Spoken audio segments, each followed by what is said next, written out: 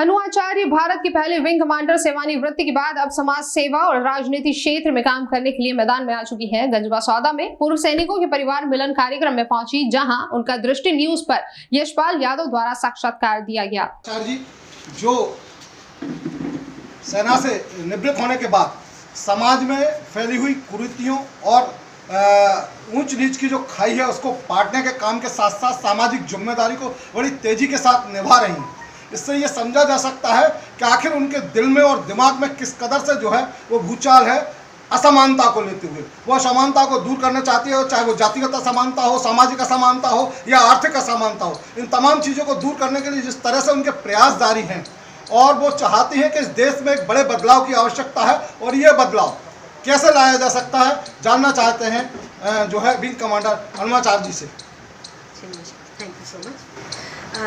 मैं जब तक फौज में थी तो मुझे जाति का जो समीकरण होता है देश का वो नहीं समझ में आता था, और फिर मैंने जब विदिशा के लिए अपना सेवानिवृत्ति ली, क्योंकि मेरा जो विदिशा शहर है वो देश के जो पुअर ज़िले हैं उनमें से एक है, तो मुझे ऐसा लगता था कि विदिशा हमेशा प्रिविलेज से दूर रहा है जबकि वो बहुत बड़े लोगों के करीब रहा है।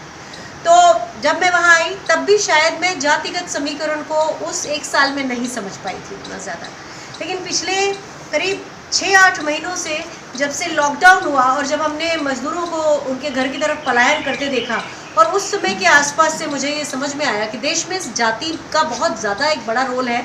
और बहुत सारे लोगों ने मुझे एक बार जब ये कहा कि आपकी बात सुनी इसलिए जाती है कि आप अपर कास्ट से आती हैं, तो उस दिन मैं बहुत व्यथित थी। और तब से मुझे लगता है कि जो हम लोग जितने भी लोग हैं, तब आपको कास्ट वैल्यू का एहसास हुआ होगा। मुझे वैल्यू का एहसास ना होने के बजाय शर्मिंदगी हुई थी कि अपर कास्ट का होना अगर किसी के व्यक्तित्व को परिभाषित कर देता है तो ये हमारे लोकतंत्र के लिए एक शर्म की बात है। तो वो मुझे लगा था, और फिर पर बाद में मैंने एक और चीज़ सीखी, उसी से मैंने ये निकाला कि अगर अपर कास्ट होने के कारण लोग सुन रहे हैं तो फिर मुझे उन चीज़ों के बारे में ज़रूर बोलना चाहिए जिससे इन कुरीतियों के बारे में भी और बहुत सारे अंडर प्रिविलेज चीज़ों के बारे में भी लोग सुने और उसके ऊपर लोग काम करना शुरू करें। तो ये इस तरह से शुरू हुई। आप समाज में किस तरह का बदलाव चाहते हैं? मैं समाज, जो हमारा भारतीय समाज है वो इंक्लूसिव रहा है, मतलब हम सभी को आत्मसात करते हैं। तो जिस तरह का देश हमारा चलता आया है, जो देश हमको धरोहर के रूप में दिया था, गांधी जी ने दिया था, पंडित नेहरू ने, पटेल ने, सबने दिया था, उस देश को वैसा ही आगे बढ़ते देखना चाहती हूँ। और मुझे लगता है कि हम उसके बहुत करीब पहुँच रहे थे, लेकिन अब थोड़ी दूरियाँ बढ़ गई हैं और हम सबको उसे मिलकर पाटना होगा। देश में चल रहे राजनीतिक इस समय जो उथल पुथल है उसके बारे में आपकी क्या राय है? देखिए, एक जो बहुत बड़ा नंबर हमारे यहाँ बहुमत का मिला है, जो सत्तासीन पार्टी है उसके कारण हमने देखा है, जो हमारे रामायण में भी चौपाइयाँ हैं कि जब किसी को बहुत ज़्यादा सम्मान और पद मिलता है तो उसको हम अहंकार होने से रोक नहीं सकते। तो वही हुआ है कि बहुत ज़्यादा सम्मान मिलने से अहंकार बढ़ा है, और उस अहंकार के कारण बहुत सारे जो हमारे देश का अन्नदाता है, जो हमारे देश की नई पीढ़ी है, युवा पीढ़ी है, इन सब के ऊपर अलग अलग तरीके से एक निरंकुशता का प्रहार हुआ है। और उस निरंकुश प्रहार को देखते हुए लगता है कि देश में अभी सबको ये समझना पड़ेगा कि सबसे कीमती चीज़ हमारा देश का लोकतंत्र है, और अगर हमारा लोकतंत्र बचा रहेगा तो हम बहुत कुछ आगे बढ़ता हुआ देखेंगे। लोकतंत्र क्यों नहीं बचा रहेगा? भारत के प्रधानमंत्री लोकतंत्र बचाने के लिए तमाम कोशिशें कर रहे हैं, और इस समय लोगों का ये मानना है कि मोदी है तो मुमकिन।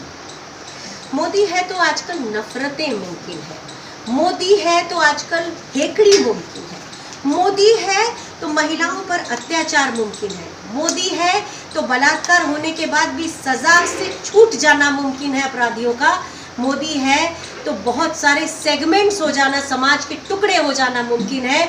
और इसको कहते हुए मुझे बहुत दुख है, क्योंकि मैंने देश के प्रधानमंत्री को, जब वो प्रधानमंत्री नहीं थे तब 2009 से लेकर 2018 तक उनकी मैं बहुत बड़ी प्रशंसक थी। तो ये मत कहिएगा कि मैं उनके लिए शायद कोई जन्मजात किस तरह की भावना लेकर हुई हूँ, लेकिन जब उम्मीदें टूटती हैं ना तब इंसान को एहसास होता है। तो मेरी उम्मीदें टूटी हैं और बहुत सारे भारतीयों की उम्मीदें टूटी हैं उनसे।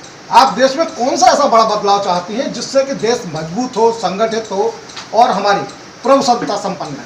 मुझे बहुत बड़ा बदलाव नहीं चाहिए। मेरे माता पिता ने जिस देश में मुझे जन्म दिया था, मेरा वही देश वापस कर दीजिए और कुछ नहीं चाहिए।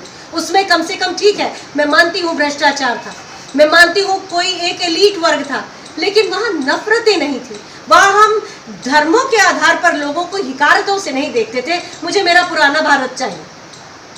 क्या लगता है आपकी विचारधारा कुछ कम्युनिस्टों से मेल खा रही है? क्या अपना भारत मांगना कम्युनिस्ट होता है? और यहाँ जो भी हम जितने भी लोग सुन रहे हैं, अगर वो हंस पड़े हैं तो मुझे ये समझना पड़ेगा, आप समझाइएगा मुझे कि भारत क्या कम्युनिस्टों का है? बहुत अच्छी बात कही अगर आपने ऐसा कहा। अगर आप ये कह गए कि भारत चाहिए धर्मनिरपेक्ष भारत, तो उससे अगर मैं कम्युनिस्ट होती हूँ और तो फिर आप भी कम्युनिस्ट है, क्योंकि आपको भी वही भारत चाहिए और यहाँ जितने लोग मौजूद हैं सबको वही भारत चाहिए।